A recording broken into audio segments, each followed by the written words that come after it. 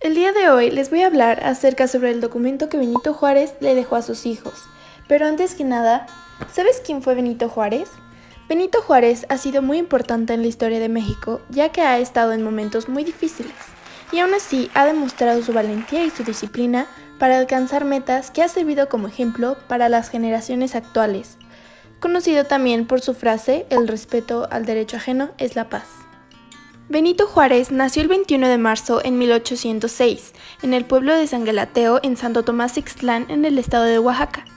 No conoció a sus padres, ya que él tenía 3 años cuando murieron, por lo que se quedó con sus hermanas María Josefa y Rosa, quienes eran cuidados por sus abuelos. Tiempo después, sus abuelos murieron, sus hermanas se casaron y él se quedó con su tío Bernardino Juárez. Su tío le enseñaba castellano y a leer en sus tiempos libres, ya que no habían muchas escuelas y aparte eran muy costosas.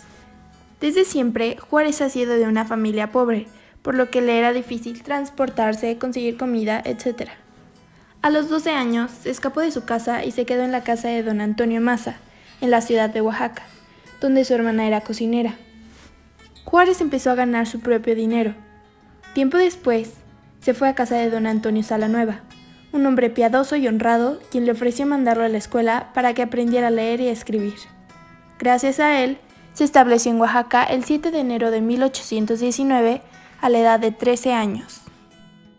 En esa escuela pasó por momentos difíciles, no aprendía bien, lo que hizo que tomara la decisión de irse, pero al poco tiempo descubrió un seminario en el cual observaba que aprendía mucho, y aparte las personas del seminario eran respetadas, por lo que le gustó mucho la idea en aprender en ese colegio. Entonces, don Antonio Salanueva lo apoyó con la condición de que cumpliera sus obligaciones. Empezando desde cero, al entrar al seminario, Juárez obtuvo muchos títulos y concluyó cursos. Para este momento, la Guerra de la Independencia ya había terminado, pero un nuevo conflicto estaba por iniciar cuando Iturbide se declara primer emperador de México, aunque tiempo después es desterrado y decapitado como perturbador de orden público. Pero Juárez dijo que si no había igualdad en los derechos y obligaciones, no importaba qué partido tuviera la presidencia. Otro ejemplo fue la Constitución de 1824. La autoridad civil era el camino correcto. Tiempo después, el Partido Republicano adoptó la ideología del Partido Yorkino, centrado en la libertad y el progreso, que estaban en contra del Partido Escocés, el cual se centraba en la centralización del poder. Era 1827 y el Partido Liberal ganó las elecciones. Se estableció el Colegio Civil Instituto de Ciencias y Artes, independiente de la religión, hecha para la enseñanza del saber humano. Pero los pobres no podían gozar de aquel, ya que era costoso trasladarse a la ciudad. Muchas personas entraron ya que les pareció curioso que no tuviera que ver con el clero. Juárez entró y estudió jurisprudencia. Al seminario no le agradaba esta idea, por lo que era mal visto que fueras al instituto, ya que la consideraban como casa de prostitución. Esto causó que los padres se negaran a mandar a sus hijos al instituto. En 1829 se anunció de una invasión española, por lo que todos los estudiantes del instituto tenían que prepararse. Así fue como Juárez se hizo teniente para defender a su nación. En 1832, Juárez fue nombrado regidor del ayuntamiento de la capital. Por otra parte, el partido escocés de Anastasio Bustamante fue derrotado tras una revolución. Gracias a eso, Juárez, a principios de 1833, fue seleccionado como diputado al Congreso del Estado. Debido a la ley de expulsión de los españoles dada por el Congreso, el obispo de Oaxaca, Manuel Isidoro, estaba en desagrado y decidió irse por su propia cuenta, por lo que no había ningún obispo, ya que los pocos que quedaban se fueron al extranjero. En ese mismo año, Juárez fue nombrado ayudante del comandante general don Isidro Reyes, que defendió la plaza del Plan Religión y Fueros. Debido a esto, el partido clérigo-militar empezó a defender a mano armada. En 1834, Juárez, ya teniendo el título de abogado, la legislatura lo nombró magistrado interino. Pero Juárez volvió a Oaxaca porque se cayó la administración de esta, a causa de la destrucción de la administración de Valentín Gómez Farías. Estando en Oaxaca, presenció muchas injusticias que le sirvió como motivación para separar al Estado de la Iglesia. Un ejemplo fue cuando él quiso defender a unas personas que no cometieron ningún delito y los encarcelaron por el simple hecho de expresarse mal del clero. Fue así que Juárez quiso defenderlos y sacarlos de la cárcel. Pero esto resultó en que a él también lo metieran a la cárcel bajo fianza. En el año de 1841, la Corte de Justicia lo nombró juez de primera instancia del ramo civil de Hacienda de la capital del estado. El 31 de julio de 1843 se casó con doña Margarita Maza, hija de don Antonio Maza y de doña Petra Parada. En 1844, el gobernador del estado, el general don Antonio de León, lo nombró secretario del despacho de gobierno.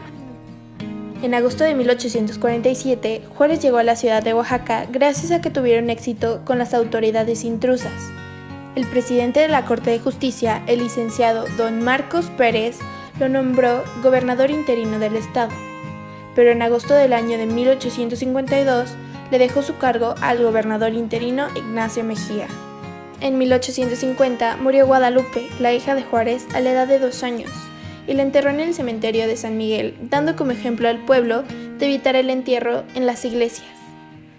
Luego de que en 1852 dejara de ser gobernador interino, se le nombró director del Instituto de Ciencias y Artes.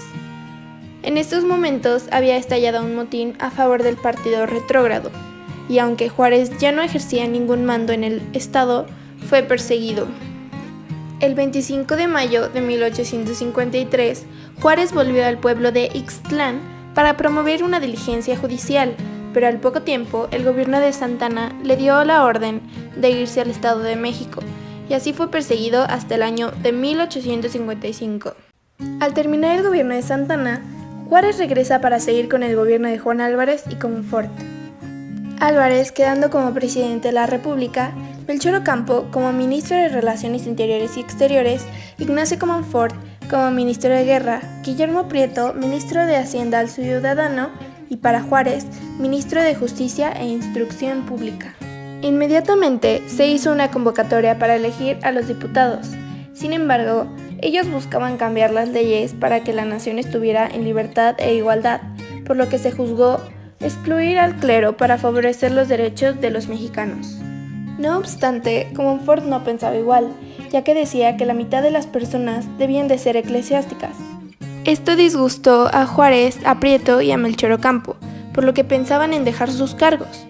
Pero como vieron que era difícil formar otro gabinete, continuaron con la esperanza de formar nuevas leyes para el beneficio del país. Fue así como acordaron que el gabinete se dividiera en Ignacio Comonfort con las leyes clases privilegiadas y Álvarez con el resto. Esto causó que Juárez se viera afectado por las ideas que ya había planeado hacer. Sin embargo, consiguió extinguir el fuero eclesiástico y a los tribunales especiales. El 23 de noviembre de 1855, Juárez, con ayuda de Manuel Dublán Ignacio Mariscal, publicaron la Ley General sobre la Administración de Justicia, lo que causó la chispa que se produjera el incendio de la Reforma, ya que no le agradaba al clero ni a las clases privilegiadas, pero Álvarez cedió su lugar a Comonfort para evitar otra guerra civil. Para restablecer el orden, en 1856, Juárez regresa a Oaxaca y toma el mando del general José María García. Juárez tenía un plan, el cual era restablecer el orden público como gobernador. Fue muy útil hasta que Comonfort le pidió a Juárez que se encargara de la comandancia general. Era muy difícil tener un orden público, ya que la población tiene un espíritu liberal, y Comonfort buscaba la centralización del poder. Este mismo año, Miguel Lerdo de Tejada le presentó a Comonfort la ley sobre desamortización de los bienes del clero, pero no se conformó con ella, y convenció al pueblo de que atacaba la religión, lo que hizo que Juárez tuviera que hacer cumplir la ley con el ejemplo. En 1857 se publicó la Constitución Política de la Nación, para que Juárez la pusiera en práctica con la organización del Estado. Juárez temía que no aceptarían la Constitución los otros estados, pero la mayoría de los estados comprendió la necesidad de las leyes de la nueva Constitución. Esto ayudó a Juárez a ser electo gobernador constitucional de Oaxaca. En ese tiempo era costumbre que al tomar el cargo del gobernador se hacía la tradición del Te Deum, el cual consistía en un festejo con cantos en la catedral, pero debido a todos los problemas que tuvo Juárez, no lo recibieron y le cerraron las puertas. Esto causó que los eclesiásticos intentaran levantarse en armas. Juárez dijo: los gobiernos civiles no deben de tener religión porque, siendo su deber proteger imparcialmente la libertad de los gobernados, tienen que seguir y practicar la religión que gusten adoptar. No llenarían fielmente ese deber si fueran secretarios de alguna. De ese modo, evitó el escándalo que se iba a hacer, y desde entonces se terminó la mala costumbre de que las autoridades civiles asistieran a funciones eclesiásticas en Oaxaca. Finalmente, una de las cosas que nos hizo ver Juárez era que siempre solía usar ropa humilde. Así fue como él quitó la costumbre de que los gobernadores fueran egocéntricos y vanidosos para que así sirviera como ejemplo.